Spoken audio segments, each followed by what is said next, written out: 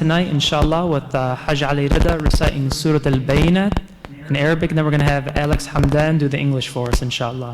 Let's have a loud salawat ala Muhammad wa ali Muhammad. Fadal.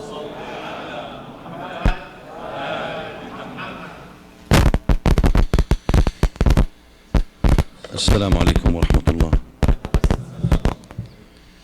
أعوذ بالله من الشيطان الرجيم. بسم الله الرحمن الرحيم. لم يكن الذين كفروا من أهل الكتاب والمشركين منفكين حتى تأتيهم البينة رسول من الله يتلو صحفا مطهرة فيها كتب قيمة وما تفرق الذين أوتوا الكتاب إلا من بعد ما جاءتهم البينة وما أمروا إلا ليعبدوا الله مخلصين له الدين حنفاء ويقيموا الصلاة ويؤتوا الزكاة وذلك دين القيمة إن الذين كفروا من أهل الكتاب والمشركين في نار جهنم خالدين فيها أولئك هم شر البرية إن الذين آمنوا وعملوا الصالحات أولئك هم خير البرية جزاؤهم عند ربهم جنات عدن تجري من تحتها الأنهار خالدين فيها أبدا رضي الله عنهم ورضوا عنه ذلك لمن خشي ربه آمنت بالله صدق الله العلي العظيم. الفاتحة.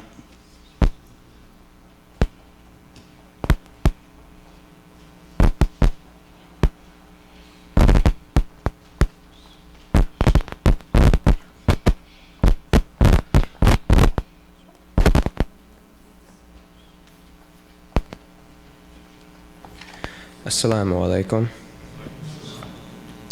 In the name of Allah, the most gracious, the most merciful, those who reject among the people of the book and among the polytheists, who are not going to depart until there should come to them clear evidence, a messenger from Allah rehearsing scriptures kept pure and holy, in which the laws are explained right and straight.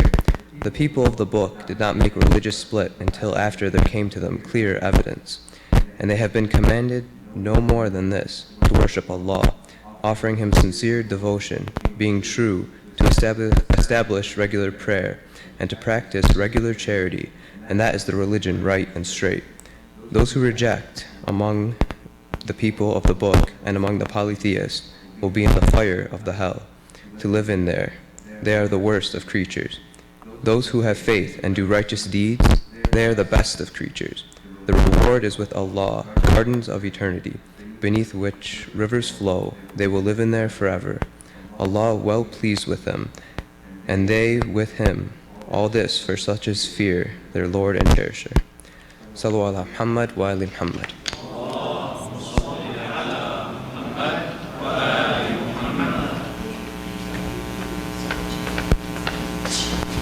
Thank you for that beautiful recitation. Let's have a loud salawat for Hajj Ali Rida and Alex Hamdan, please. Ala Muhammad wa ali Muhammad.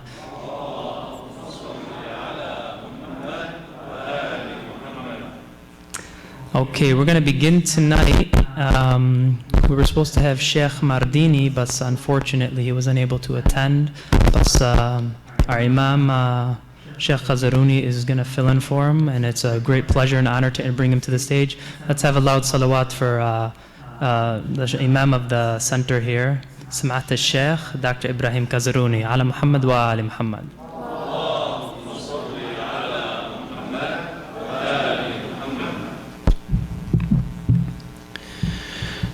بسم الله الرحمن الرحيم الحمد لله رب العالمين نحمده ونشكره على ما هدانا ونصلي ونسلم على سيدنا ونبينا وحبيب قلوبنا أبي القاسم المصطفى محمد وعلى أهل بيته الطيبين الطاهرين.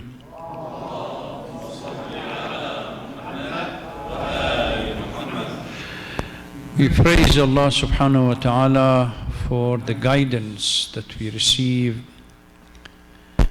and we convey our salutation and greeting to the Holy Prophet of Islam and his pure progenies. Sisters and brothers, Assalamu alaikum wa rahmatullahi wa barakatuh. Before I proceed, I think I need to clarify a few things.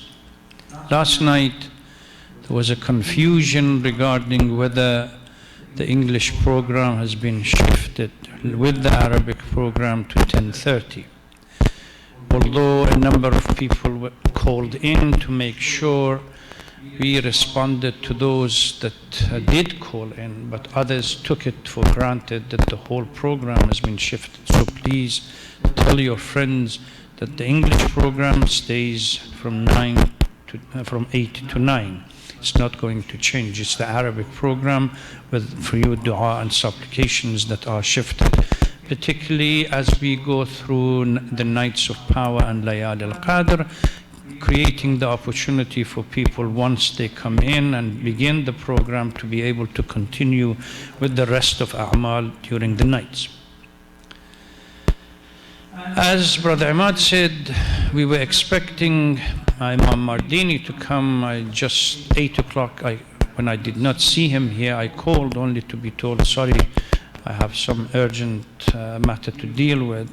So he wasn't able to make it. So we will continue with the program.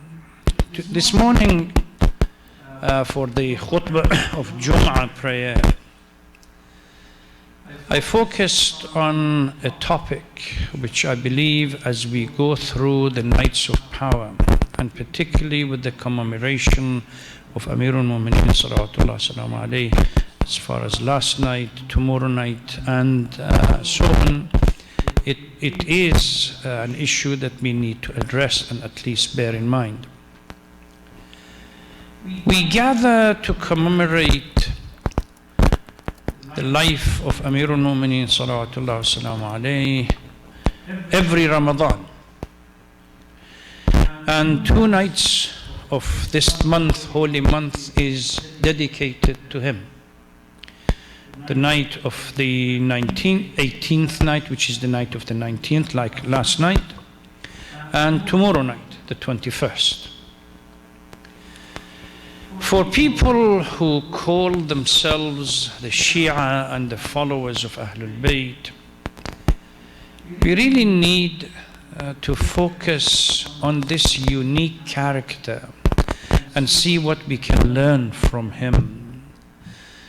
What is so unique about this individual that attracts so many people, what we call free-spirited people, to him, and at the same time repels others?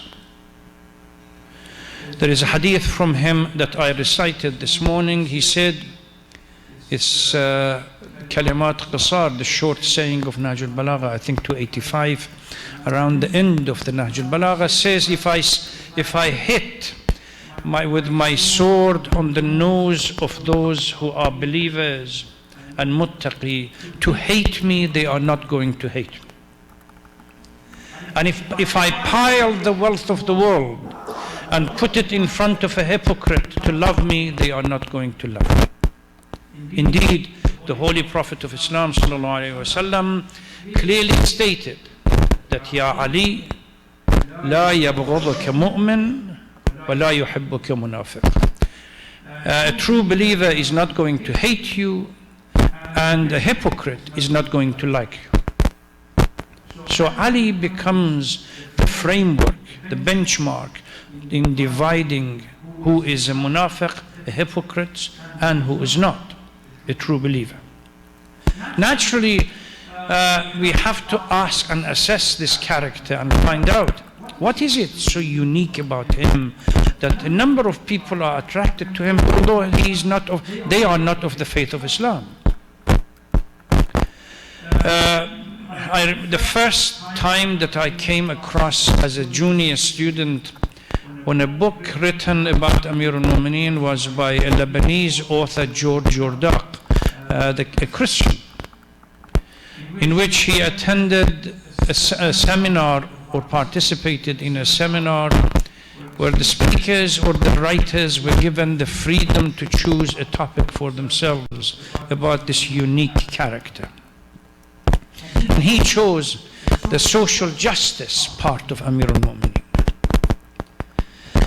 And he wrote a book, Ali Sawt al-Idal al-Insaniya, Ali, the voice of human justice.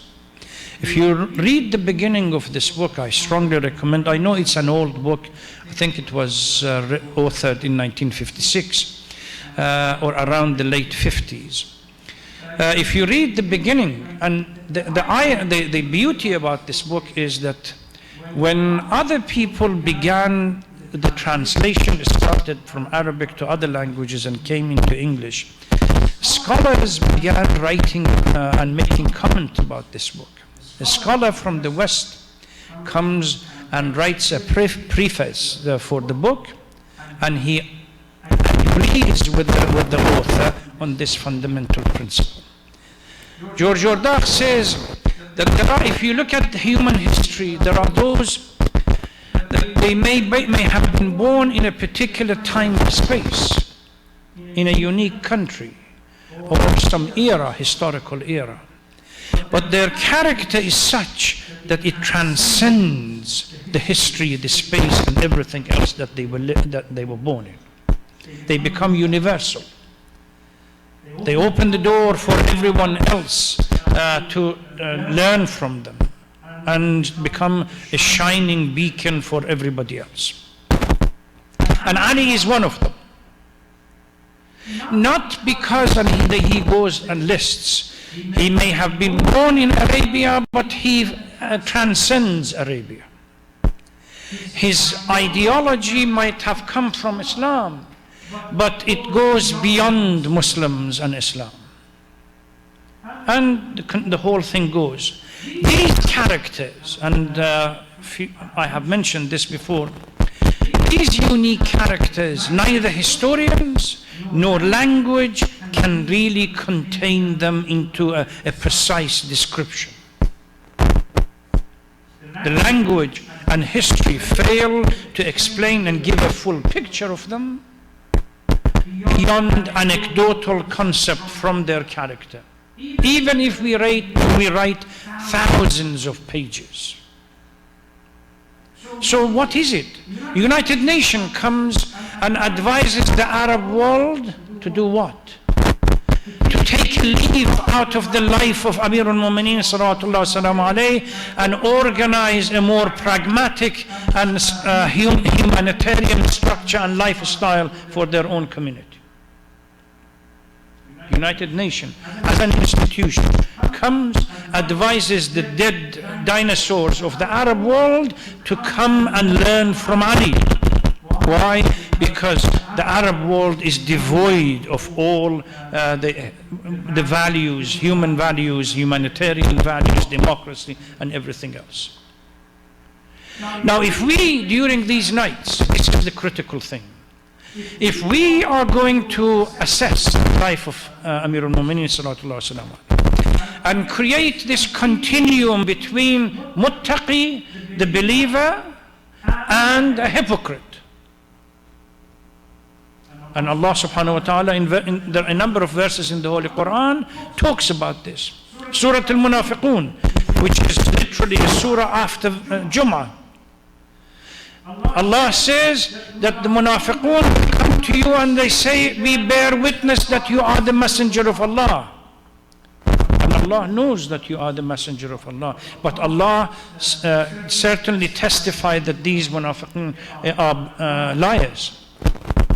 So what matters are not the words, the lip service that we pay to an idea. What matters are action.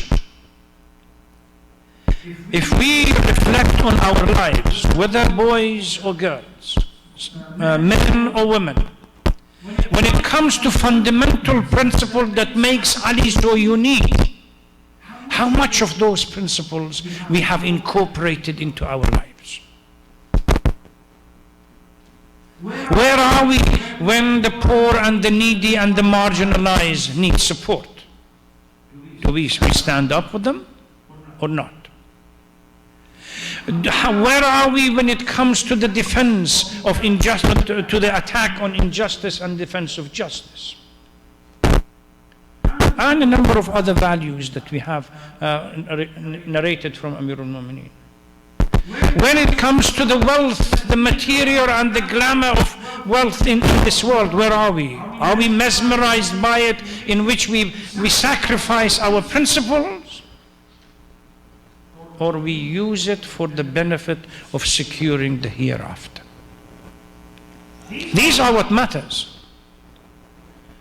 Where we locate ourselves on this line is critical. And by the way, this is not only to do with Amir al-Mu'mineen, it's the same thing with other Ahlul Bayt and Imams. Whether Ashura comes, whether Fatima al-Zahra comes, whether Khadijat al-Kubra comes, these are unique individuals that they embody certain values and ethic and morality. How much of those values and ethics we incorporate in our life? Do we put the interest of Islam first or last? Just go and read. When we talk about this unique character during this latter part of the month of fasting, Khutbah Sheikh Shaqiyya, the sermon of Sheikh Shaqiyya, in which he unpacks the reason why he preferred to remain silent after the death of the Holy Prophet, to protect Islam, he says. He said, I found, if you read it, I found myself between two choices. Should I rise and get what belongs to me by Allah's definition and the installation that the Holy Prophet has made? Khilafah and leadership is mine. No one comes close to me. No one has the necessary equipment and mental agility to be able to come and lead the community. He has my background. But I was afraid that if I were to start what we call fitna and chaos, I may gain my right, but what will be lost is the Islam. A civil war at that critical time would have shook the foundation of Islam once and for all. Particularly now, as we have access to history, we come to realize that at that particular time, the Romans were planning attack from the north. It would have made the situation even worse. This is why when Abu Sufyan comes to Medina and realizes that Saqifah has been organized and the leadership has been removed from Bani Hashim and into some fringe tribes of Quraysh, he comes forward. Now Abu Sufyan doesn't have the interest of Islam at heart. Says, I will bring you thousands of people and we will take what is rightly yours. Imam says, I don't need your support, because if I were to do that, the consequence of this would be the destruction of Islam that you want. So when it comes to this notion of sacrifice, sometimes you need to be silent because there are higher level of interest that you have to preserve. So as individuals that we follow Ahlul Bayt, how much of that incorporated in our lives? Where is the interest of Islam and everything else when it comes to our, say, evaluation and our lists? Are they on the top or nowhere to be seen?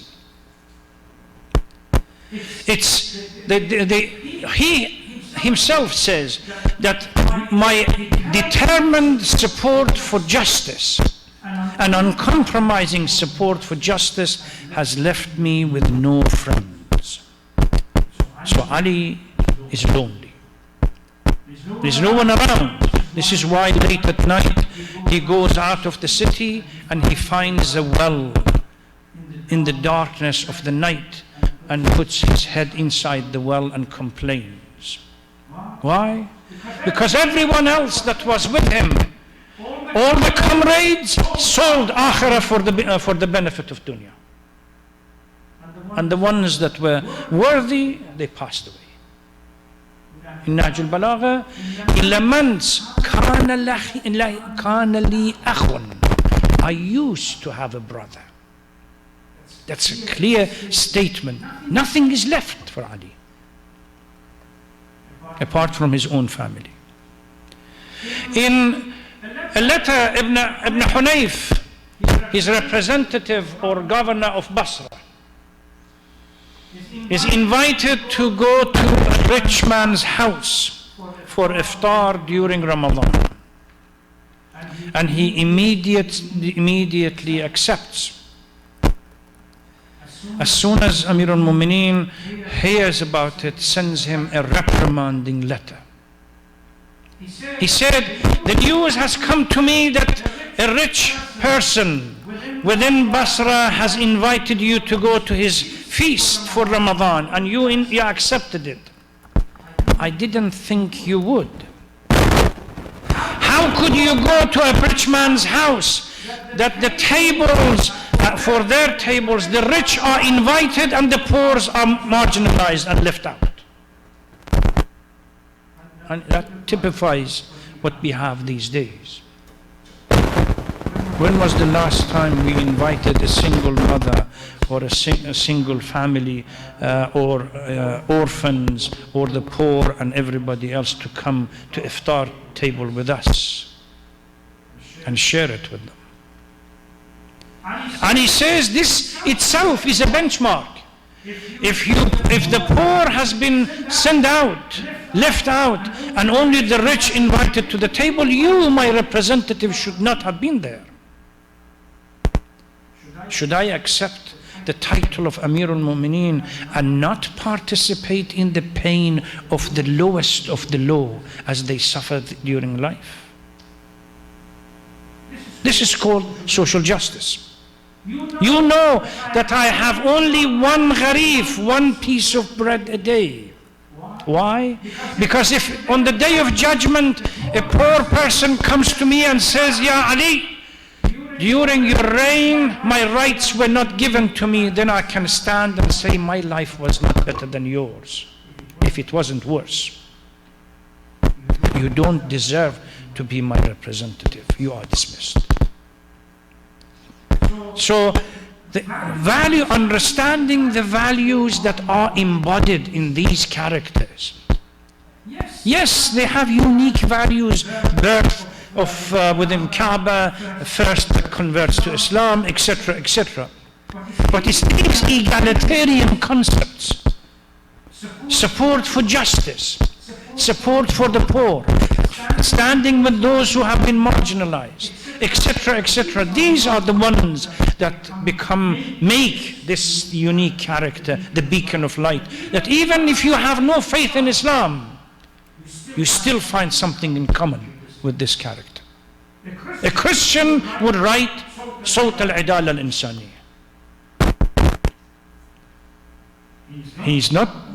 It's not false, but I'm just saying, look at the angle. These are the values that we need to focus. So our life must become at least a step into that direction. Not only during these nights, we need to focus on the spiritual part, the enlightening part, and cleansing and everything else in life. We have to become, to a degree, representing those values that Ali and Ahlul Bayt stand for. Remember in Hadith al-Thaqalain a few nights ago, إِنِّي تَارِكٌ فِيكُمُ الثَّقَلَيْن or Thaqalain, both of them. كِتَابَ اللَّهُ وَعِتْرَتِي. They are going to be together, So long as you stick to both of them, you are not going to be misguided. What does it mean to stick to both of them? Simply pay lip service? When it comes to Quran, last night and the night before I made it clear, Quran has to come as an intrinsic part of our life. Plays a significant role. When it comes to Ahlul Bayt, we understand what are the values that these norms and values and everything else that they stand for, and we bring those values. We become the embodiment of those values in our lives. Otherwise, what's the use? We pay lip service. It's like the munafiqeen, the hypocrites that they say, Quran says, they come and say that yes, we witness that you are the Prophet of Allah. And at least verbally they are witnessing it.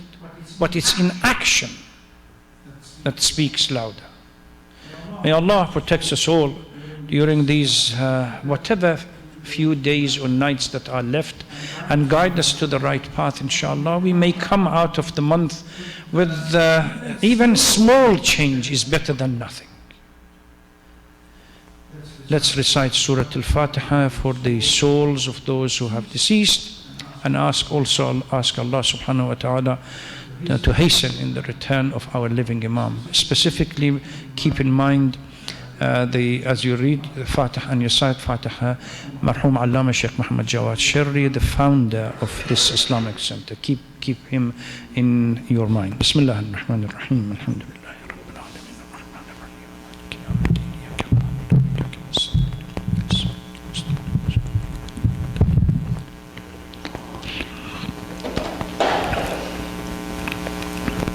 Okay. Whatever time we have, we can spend for a few QAs.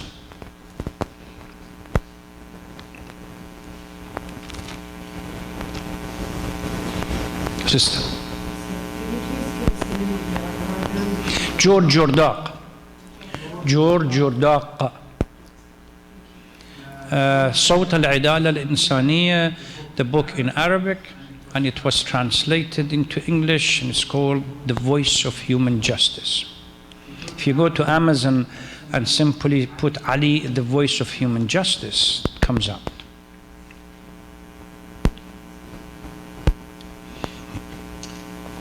Yes, sir. When it comes to zakat, if you have savings and towards the end of the year you pay for zakat and then for the following year you didn't give anything but you still have the same amount of money that was left over from the previous year, you pay also on that amount? No.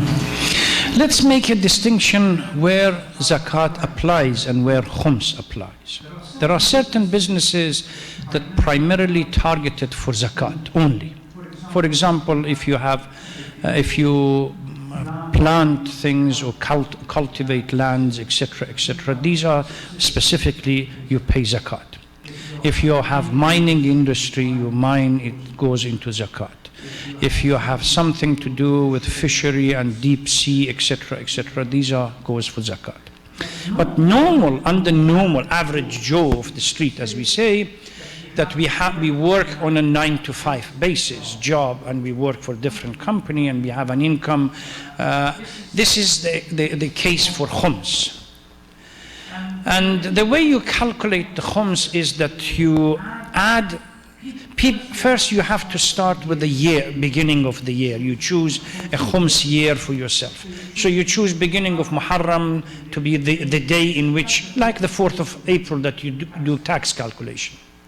And you look, those who start early, it's less complicated. Then, because what you have, I have earned this much this year. This amount of it goes for my expenses, and I have left with $200. The khums of it is what? 1/5. So $40, for example. I pay it. That amount, whatever I have paid khums on, that remains, I do not need to pay on it at all.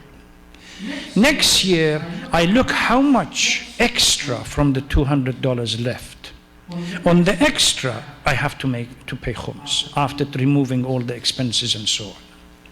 And the khums are given, divided into two parts, what we call Sahm al-Imam and Sahm al-Sada. Sahm al-Imam is given for normally what we call major social projects of helping, supporting needy as well as social projects.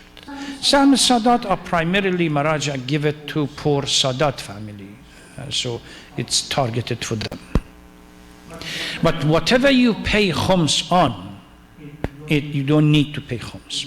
Again, hadiyah and present that is given to you by others is not part of what you pay khums on, unless you know that the person who gave you the present doesn't give khums, then you have to make some allowance for it. And this is something which is debated between scholars. Sister. Is there a specific age when you have to start paying khums? Here you have a 20-year-old young man responsible for taking care of his family.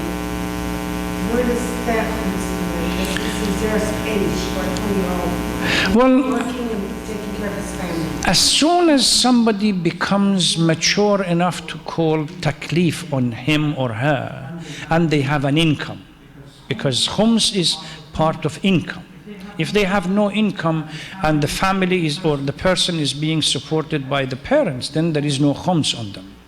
But if they reach the age of, say, puberty and they become baligh, and they started work, the moment they start work, they decide for themselves that I will start my sana al-khumsiyya, my khums year on, say, the first money that comes in a year later. So this way you are secure. I started work on, say, beginning of January, for argument's sake. End of December next year, or this year, end of December is going to be my year. By then, I have worked for 1 year. I know how much I have earned. I know how much I have spent, and the differences become clear. Yes, because it's an obligation. Khums is an obligation. Once it is an obligation, it goes for people who are already have a religious obligation. A child that is not obligated to do prayer or fasting or anything else are not obligated to be part of this.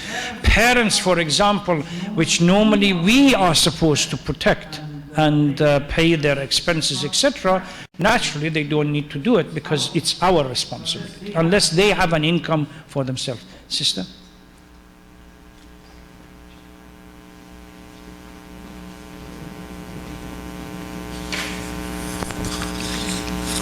Well, this is, the first one comes as a feminist mindset. Why weren't any of the prophets female? If you look at the suffering that the prophets go through, how many female can really accept that kind of suffering? You are slaughtered, your head is thrown around, and you're killed. Bani Israel alone killed more than, God knows, thousands of them. There is only one lady, one woman that protected the head of a male prophet.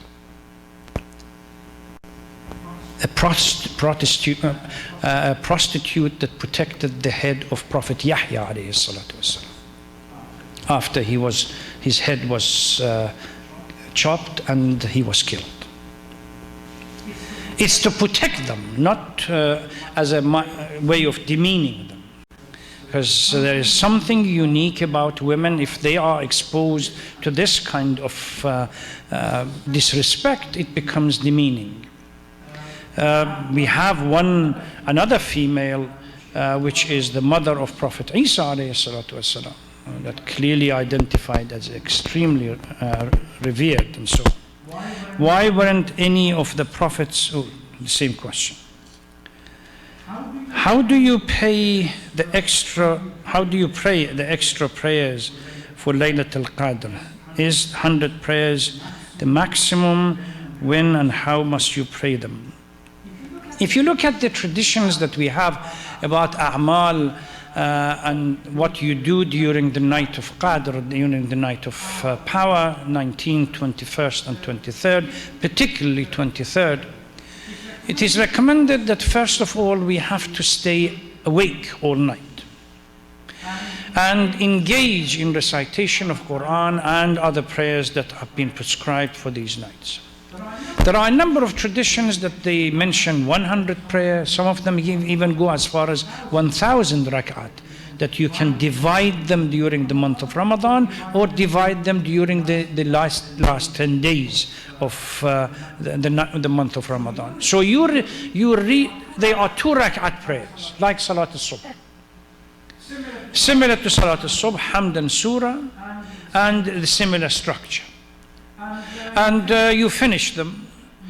Because the ahadith or the traditions say that you have or recommended 100 or 1,000, it doesn't mean that you as a novice, you have to start with 1,000. Whatever you are capable is better than nothing. As long as you really spend the night in preparing yourself and understanding that these are unique nights, that a few nights ago I mentioned it. There is a hadith from Amir al-Mu'mineen salawatullah salamu alayhi that says Quran is the manifestation of Allah in words. So when Allah wants to talk to us, if we want to hear the voice of Allah, we go and read Quran. Whenever we want to communicate with Allah, we offer prayer. Just be mindful during these nights. The more you pray, the better it is. If you cannot make 100, you can make 50, do 50. If you can make 20, do 20. As long as you do it, and you do it for the sake of Allah in trying to establish a communication. We'll come back. If somebody chooses in Laylatul Qadr to read books to study about Islam, is that okay? Yeah, as a matter of fact, it's highly recommended. التعلم yeah, anything. Yeah. التعلم والتدبر. There are a number of scholars, if you look at them, they specifically organize their writings. Marhum Allama Tabatabai, for example, Tafsir al-Mizan, he finished it on the 23rd of Ramadan, Laylatul Qadr. And if you look at the last volume, he clearly states that Alhamdulillah, with the blessing of Allah, I finished my tafsir on the night of Qadr. There were a number of scholars that they would spend the night of, yes, they would do certain prayers and du'as, but they spend it on learning or teaching. If you really are not sure of your knowledge about Islam and you think that you need some exposing yourself to these kind of books and literature and so on, should be more enriching, but as long as you do it for the sake of Allah, not as a way to get away from prayers or recitation of Quran or anything else. I pick up a book just to read it and I pretend to be learning something. The next question,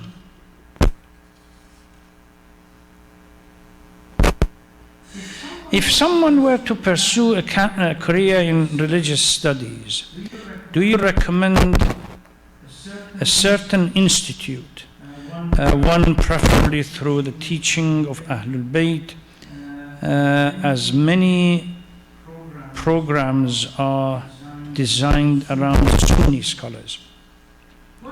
Well, if you're planning to become and to pursue a career, on the one hand, I strongly recommend it, because at the moment, most of the scholars that teach Islamic studies in Western universities, particularly United States, are either Baha'is, Jews, or atheists. They have no belief.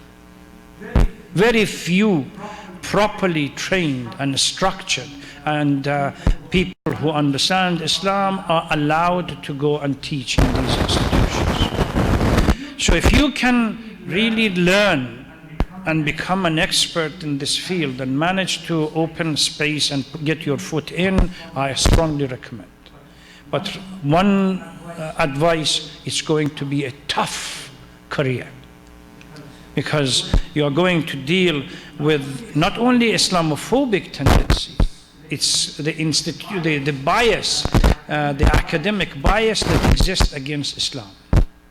I mean, in my own career, I competed with others far, I'm not going to talk about myself, my qualifications were far beyond somebody else that competed with me, but because he or she was not Muslim, they preferred that person than somebody that is Islam. So if you can manage to go in, I strongly recommend. As far as institutions, I would strongly recommend to dedicate your time before you come to the Western institution to spend some time, what we call on the East, going into the Middle East, in one of the major schools that exist, say in Qom, Iran, or somewhere else. Because it gives you the background that you need. Through that process, you learn the language, or one or two languages that you need to become a good professor of Islamic studies, and access to what we call first-hand literature. Then you come back over here and you go through the channels, fully equipped to be able to stand up to the challenges that will be faced with as you see a number of scholars that are non-Muslim, but they are teaching about Islamic studies. Harvard Seminary recently started some courses about Shia Islam, but it's not yet clear whether they have been successful or not. But at least they are making an attempt. There are other institutions that they are trying to do that. But you have to understand, you are right when you say, because if they are not Shia, if they are not, say, Jewish, Baha'is, and so on, then they are dominated by the Sunnis. And they don't let Shias in because of this unique cornering of academia for themselves. So you have to face these challenges as you go in.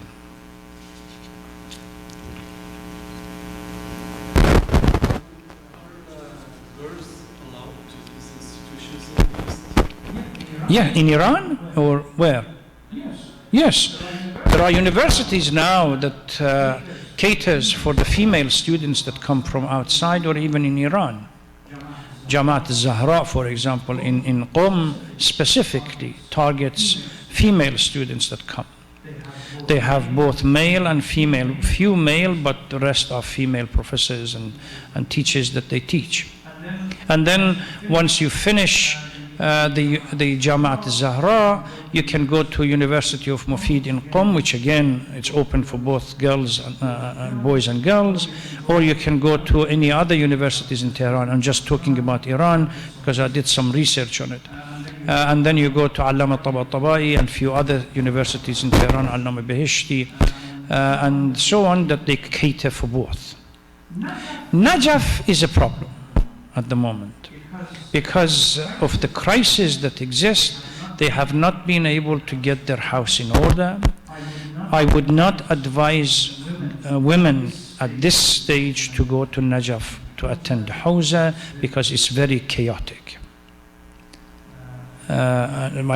If men, brothers want to go, even that is questionable, but definitely I would not recommend sisters to go in Najaf. But Qom, fully equipped, and they are ready for this kind of work.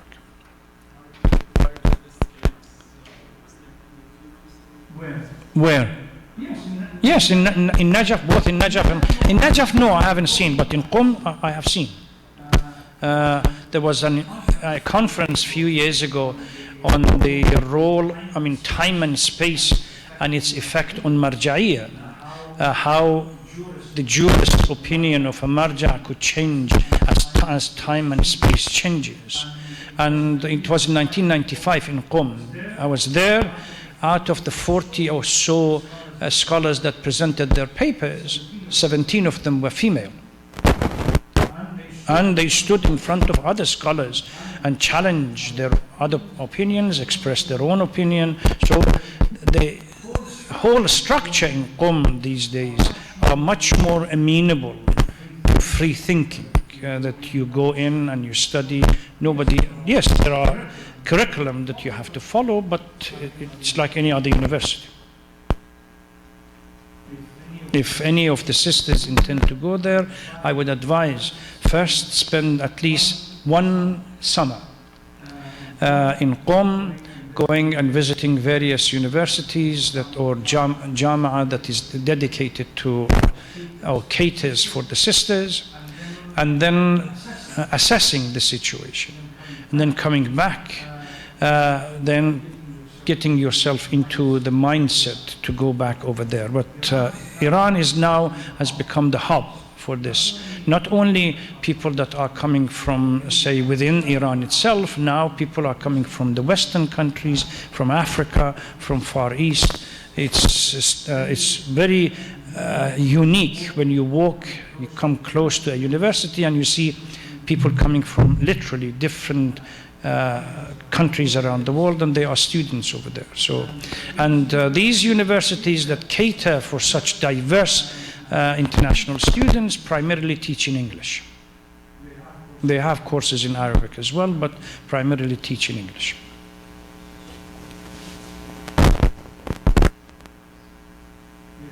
Yes, she should be encouraged. Any more? Any other question? We will continue, inshallah, tomorrow night with our conversation. Spend the night. You started the program last night. Don't drop your guard. Continue with the prayer. Continue with all the supplications. Remember, the opportunities are getting shorter and shorter and shorter as the time goes on. Soon we have to say goodbye to this unique opportune moment in our life, and we don't know whether we make it or there is any chance of meeting again next year. So make the most of it. Thank you very much. Wassalamu alaikum wa rahmatullahi.